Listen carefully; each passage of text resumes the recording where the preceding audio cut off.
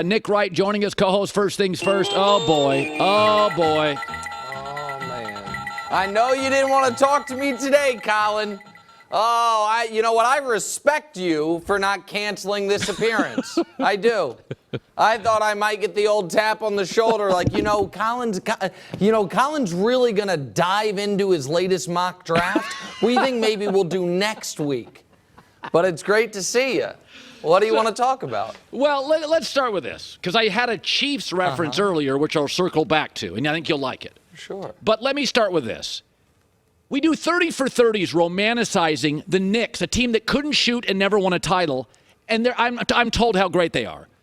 Draymond Green is one of the last vestiges of 80s basketball. The Blazers had Maurice Lucas. My Sonics had Lonnie Shelton, Michael Cooper, Lambeer, Rodman, Draymond. You can't get kicked out of a game for that. Sabonis is a pro wrestler. You're not serious. I'm totally You're not serious. I thought you were going to ask whether or not he should be suspended for the next one. You can't suspend him for the next one. And the answer to that is obviously yes. Colin, the NBA suspended Patrick Beverley 3 games for pushing DeAndre Ayton.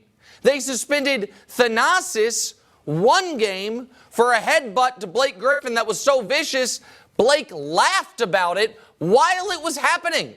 This is not the 80s NBA. This is not the 90s NBA. And by the way, the romanticization of the New York Knicks had nothing to do with anything other than trying to enhance Michael Jordan's legacy, but that's neither here nor there. Colin, he went full Stone Cold Steve Austin on a player. He did that with the crowd, and then after the game, he removed any type of plausible deniability, like, what do you want me to do? I don't know, buddy. Not stomp the guy in the chest. How about that? Like, Colin, this season started with Draymond punching a teammate. It is now going to end with him stomping on the chest of an opponent. And that is then going to bring us to what is the more interesting question. Because whether he is suspended or not, the Warriors, as I told you, are losing this series. And then are the Warriors going to, if Draymond opts out, give him $100 million into his mid to late 30s? I say no. And so I've been saying this for 2 weeks, and I think all of a sudden people are starting to wonder if it's accurate.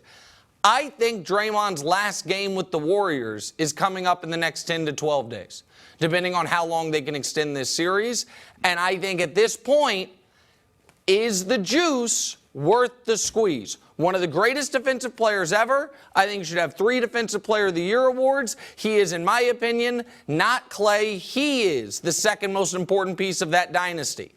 But if he can't bring the intensity in the regular season, if he can't lead the team because he slugged a guy, and if in the postseason, with the 7 quarters in, he's already getting kicked out and you're down 0-2 of a winnable game in a winnable series, it's some tough decisions for your friends in the Bay Area. Sorry, I know he's your guy and I love you, but that's how I see this playing out. I got 2 or 3 things I want to talk about. So I want to go to the Kevin Durant Suns thing.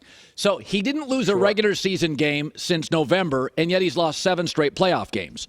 And I've seen guys like Westbrook and Beverly, small players but pesky and physical, get in his grill and throw him off his game, and he usually, a couple games later, figures it out and then goes crazy. Yep. But it is an interesting dynamic here as I watch the Suns. Monty Williams didn't call timeouts. Chris Paul didn't get him the ball.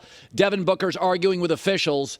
There is a component to Kevin Durant, as much as I love him, is that Michael would have demanded the ball, LeBron would have demanded it, D. Wade would have demanded it, Shaq would have demanded it. There's no way they would have one shot with 6:30 to go. It just would not have happened. There's something about KD that he can go passive if he gets pushed around. Like, is that a fair criticism? I think it's fair. I also think it's not even always a criticism. In this regard, what does everyone say? And I think Chris Broussard's the one who maybe said it the first, or certainly he says it a lot, so I'll give him credit, about Kevin Durant in a positive sense. The most malleable superstar ever. Drop Kevin Durant into any basketball situation, and he enhances it and he fits. But that is one of the reasons why he can at times disappear, because it is not his nature to simply demand the offense run through him, unless, of course, like, listen, the last playoff game he won, Colin, I was in attendance for. Game 5 against the Bucks 2 years ago in round 2. I think it's the finest game of his career. That game, Kyrie was out hurt, and Harden played, but not really. He was coming off the hamstring. The Nets had no choice but to run everything through him. He played all 48 minutes, had 48, 17, and 10, and then Steve Nash bear hugged him at the end of it. That game, there was no choice. Everything must run through Kevin. But with CP3 out there and Devin Booker out there, I think he was fine with seeing how it played out, and it didn't come up his way. So I'm not going to kill him for that at all, and I would be shocked. I'd be shocked if the Clippers without Paul George win this series. I think the bigger story is this, Colin. The Suns might just not be good enough. They have no one on their bench they trust. They are already playing Durant 45 minutes in a playoff game. Chris Paul has moved to a now much different phase of his career. And all of a sudden, it's okay. Durant and Booker are going to need to get us 65 points minimum between the two of them for us to win games. And that, I think, will be enough to beat the Clippers. It might be enough, might be enough to beat the Nuggets.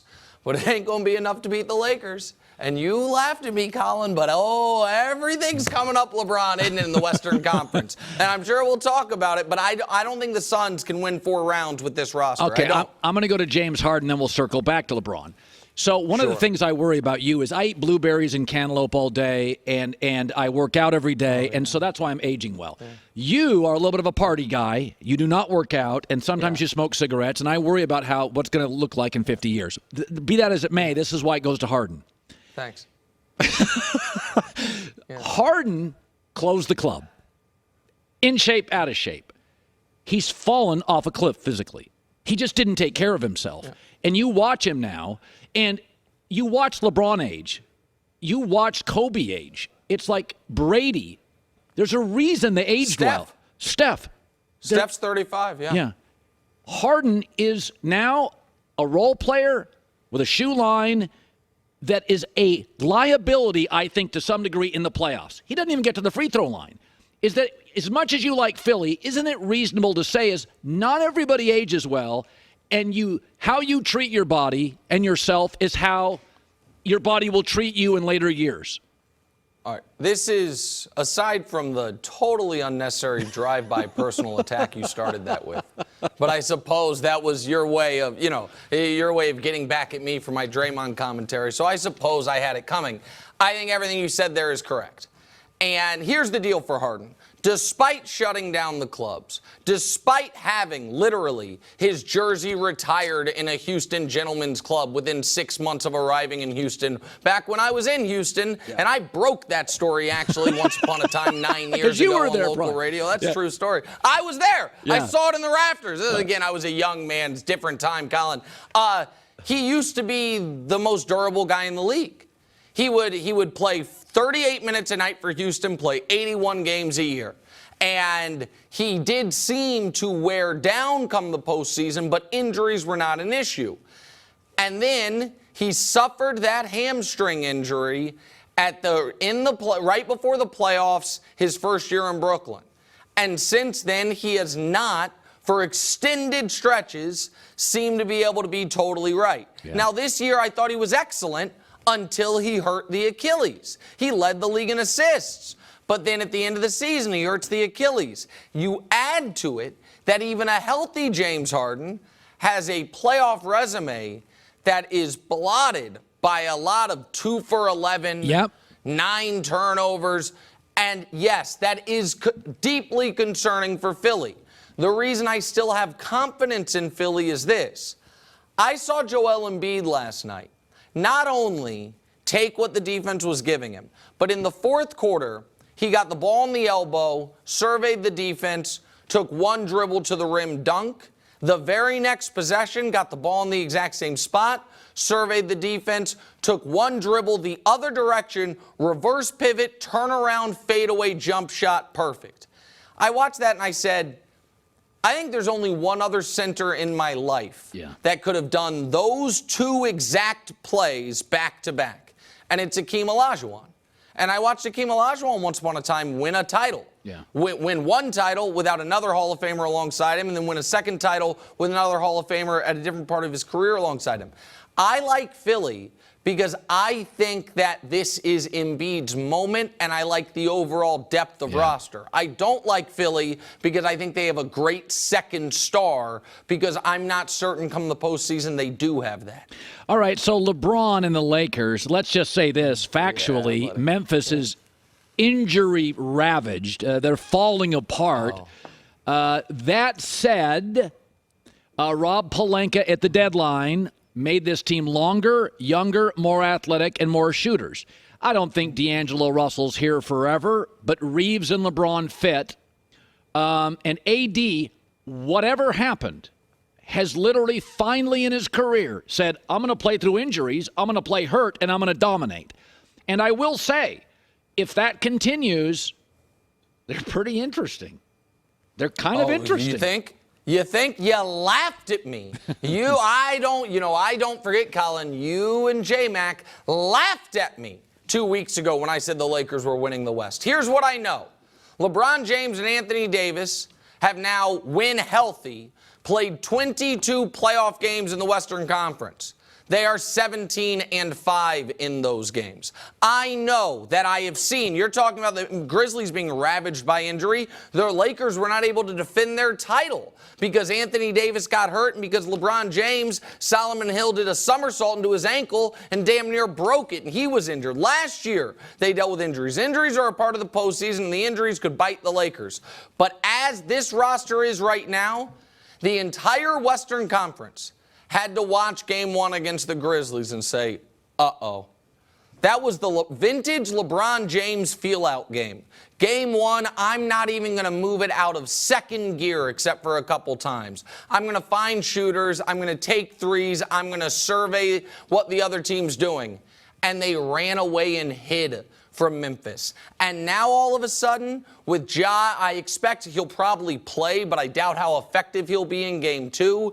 If they can get up 2-0 on Memphis, and Memphis just feels like, not our season, and if they can get some rest, and then in the next round, they are either going to be playing a Warriors team that will be coming off a 7-game war in Sacramento, or a Kings team that will be coming off the greatest moment for every single one of those players' professional basketball lives, except for, I suppose, Harrison Barnes.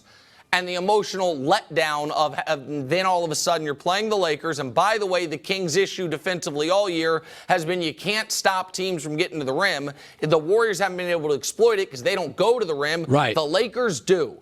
All of a sudden, they are smooth sailing to the conference finals. And then in the conference finals, you're dealing with a Denver, Phoenix winner. I assume that would be Phoenix, but I told you I don't trust that team's depth. This is all shaping up for LeBron James in year 20.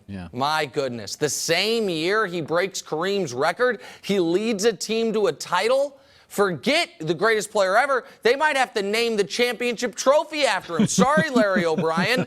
I'm just telling you, that's where this train is headed. And maybe, if I'm wrong about the Sixers, we get a Lakers-Celtics NBA Finals. Oh, boy. You know, the two most storied franchises, a team that LeBron James has owned for, let me check the records. Oh, yeah, a decade straight. Oh, that'd be something.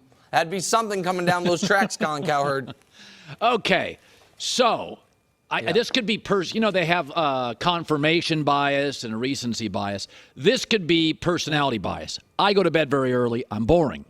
I like my quarterbacks to be presidential and boring. I do. Jalen Hurts, Mahomes, Burrow, Herbert, no drama. Aaron Rodgers wears me out. Kyler Murray wears me out. Lamar Jackson, who I've always been a fan of, is starting to wear me out. A story today comes out that Lamar was offered the same contract Jalen Hurts just signed. Hurts is like, let's do it, get back to football. Lamar turned it down.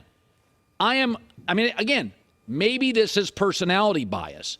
when it comes to quarterbacks, I'm not into noise and drama.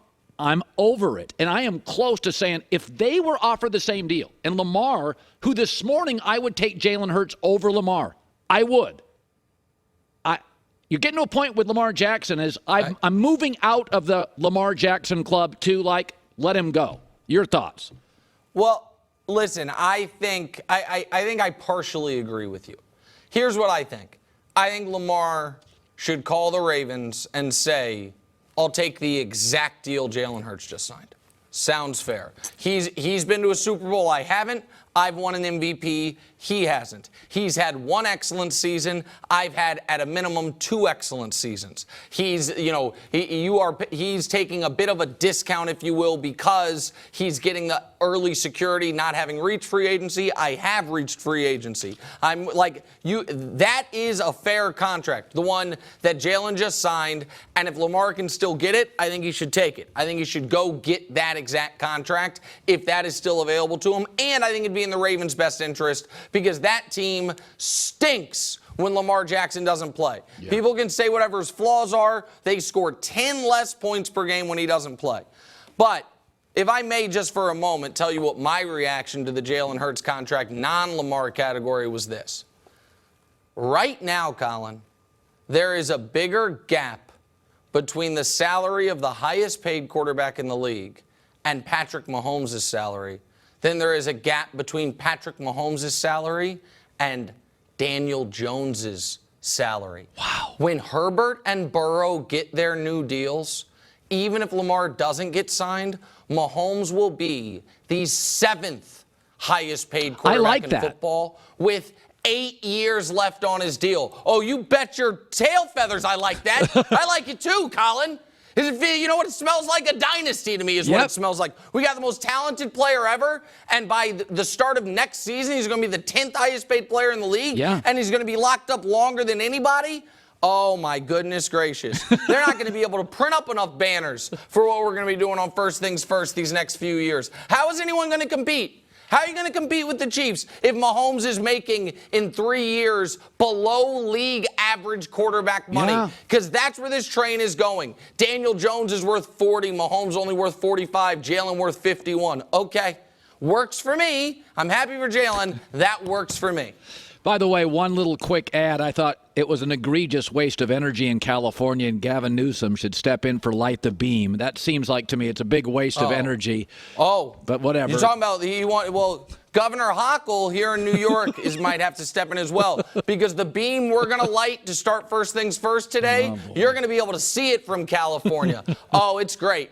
Colin, can you remember the last time I went out on one of these limbs and was wrong? I can't.